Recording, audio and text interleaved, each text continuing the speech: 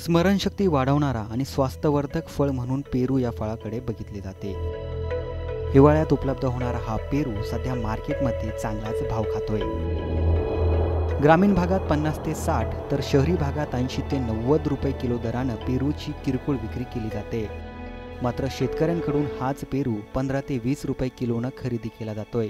त्यामुळे पेरू उत्पादक शेतकरी अडचणीत सापडला आहे। या ठिकाणी आपण पेरूची बाग बघतोय। ही व्हरायटी आहे लखनौ 49। गेली 8 वर्षापासून लागवडीला झालेली आहेत। आपण 8 वर्षापासून सतत उत्पन्न आपण घेत येतोय। पण कोरोनानंतर थोडेसे मार्केट रेटमध्ये आम्हाला अडचणी यायला लागल्या।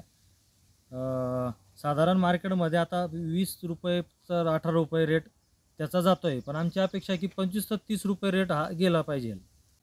साधारण ही जी आपण लागवड केलेली 16 बाय 16 फुटावर केलेली आहे। 1 एकरमध्ये 100 रोपं साधारण बसलेली आहेत। दरवर्षी त्याच्यासाठी आपल्याला जो येणारा खर्च आहे तो 2 टोपली आपण पाटी शेणखत टाकत असतो। सेंद्रिय निविष्ठा त्याला आपण देत असतो।